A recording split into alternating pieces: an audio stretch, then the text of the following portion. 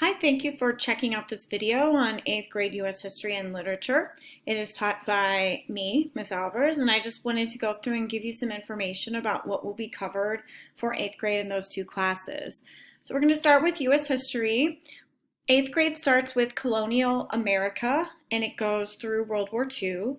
5th grade also studies American history, but we set it up purposely that they study very early America with Native Americans and early explorers, and they go very much in depth with colonial America. We do a review of colonial America, and then we jump basically right into the Revolutionary War, and we go through World War II. So it's a little bit of a survey class, but I do go in depth and do give them the information they need. A lot of high schools want different things. Some high schools want them to only know through Civil War. Some want them to know past World War II. So this is we're meeting in the middle a little bit here. The way I teach history is, nothing really revolutionary, but it's the how, why, and what for me. So I want the students to understand how the history happened, how the events happened. I want them to understand why they happened. And then I want them to understand what that means for us today. I think it's very important for kids to understand that history is not just something in the past that can be forgotten about, but it affects the events of today all the time.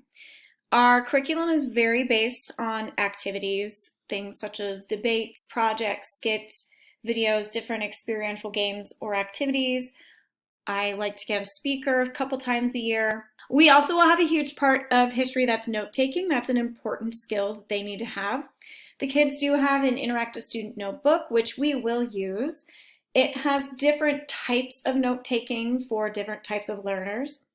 During major units, such as, for example, the Revolutionary War or the Civil War, I will give out some guided notes for the kids so that they can listen to some mini lectures done by me and be able to glean the information that I want them to make sure they know. Also, I view this as a transition for going into high school, since sometimes they will not be given guided notes. They will need to just be able to write the notes themselves. So I view it as a transition. I also want to work with them on paraphrasing so they know that they cannot just copy an answer straight from the history book. And I want them to work on main point and summarizing when they read any sort of historical text. The grades in history, we have formal assessments, we have some open note quizzes. There will be some tests on major units, but they will get a study guide. We do a review game. They should be highly prepared for that. And I will do some chapter note grades, as well as grades for the different projects that they may do. Because we do so many activities, there are some informal assessments as well with class participation and activity participation. As I tell the kids, you can get points and you can lose points depending on the behavior. But honestly, I don't think I'm going to have any troubles with this 8th grade group. They're awesome kids, and we had a lot of fun with the first activity. So moving on to literature, my goals of literature are to give students the chance to use and apply critical thinking skills. I want them to really work on their discussion skills. I want them to be able to form opinions and to share those opinions and to back those opinions up. And I also want to use literature to explore different historical times and cultures and experiences that maybe they're not as aware of or don't have a lot of experience with. Literature is going to be a mix of whole group reading and discussion, small group reading and discussion, individual reading, and some individual journaling and responding. To me, an important part of the pedagogy, of my pedagogy and when it comes to literature, is making sure that students are able to have choice in what they read. Now, we do read things together, but I always want to give them the time to read books of their own choice. We did go ahead and I gave them a kind of a genre personality quiz. And based on that results of that quiz, I was able to give them some specific suggestions that are in my classroom library. So I'm really hoping that helps some kids. I get a lot of kids that say they don't like reading, and I really think that for some kids it's just they haven't found the genre or the book series or the user manuals or whatever it might be that kids really do want to read. But I do think that part of making them a reader is letting them have choice in that. So grades in literature will be journaling responses, different projects that we do, some essay writing. It's more shorter writing pieces because they do quite a bit in English, and some different reading checks on the novels that we read. And moving on to what we read, we do a short story unit, which is fiction.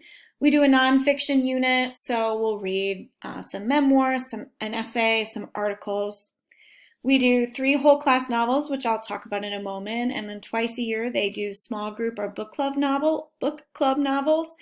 It offers a variety in interest and reading levels, and it also gives them the chance to really lead their discussion with just their group. Again, I will also have time for individual choice texts. Once a quarter, they will do a small project on that. It's basically just proves to me that they did read the book. I do not want to make it a long drawn out book report or anything like that because again, these are what I want them to read for fun. And then we will do some poetry as well. So what we read these are our 3 whole class novels. There is a 4th one, Out of the Dust. It is a free verse novel. If we have the time, we will read it, but we don't always have the time. So the first book we read is The Outsiders. It is the content of it is definitely upper junior high. The reading level is not necessarily challenging, but that actually is okay with me. It's the first one we read together. And also sometimes I'm all about challenging the kids for sure. But sometimes with literature, you can challenge them too much where instead of using their critical thinking skills, they're actually spending the entire time just trying to figure out what the text is about. And definitely for the first novel of the year, I want them to be focusing on putting those critical thinking skills into practice. If your child has read The Outsiders before, that is okay. They can read it again. There is value in a reread. Or I can find a similar book with similar themes. The next one that we read together is The Giver by Lois Lowry. Again, I know that some schools read this at a fairly young age. To me, a bit too young for the themes. The themes of the book are quite in depth, and this is sort of building on that critical thinking. Again, if your child has read this before, that is okay.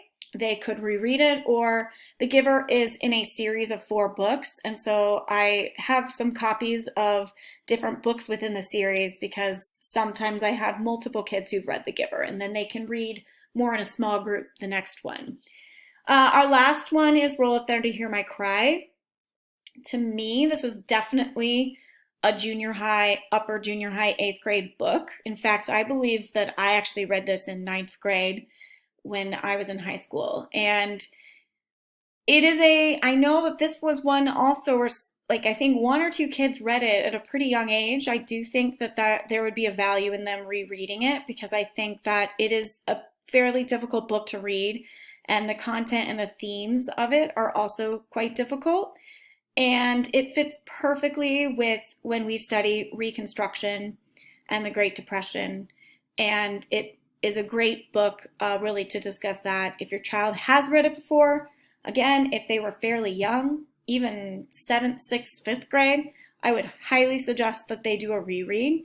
But I also have other books within the series of these books that they can also read as well instead. Lastly, I just want to talk about how we read in class. One of the ways we do that is through the Notice and Note signposts. It's something that the Language Arts Department has implemented a few years ago. This isn't really an assignment per se. The signposts are 6 occurrences that happen often throughout fiction. And these signposts are more of a stepping stone. Once the students notice the signpost, they can use that to help them with their critical thinking, Maybe that's through figuring out theme or discovering more about the plot or looking at characterization, even looking at author's choice in terms of word. So this is just what we use the signposts for as a way to help them with their critical thinking. So if you have any questions about history or literature, please never hesitate to send me an email. We can set up a time to meet if you need to do that. I would be more than happy to hear from any of you. So thank you very much for watching.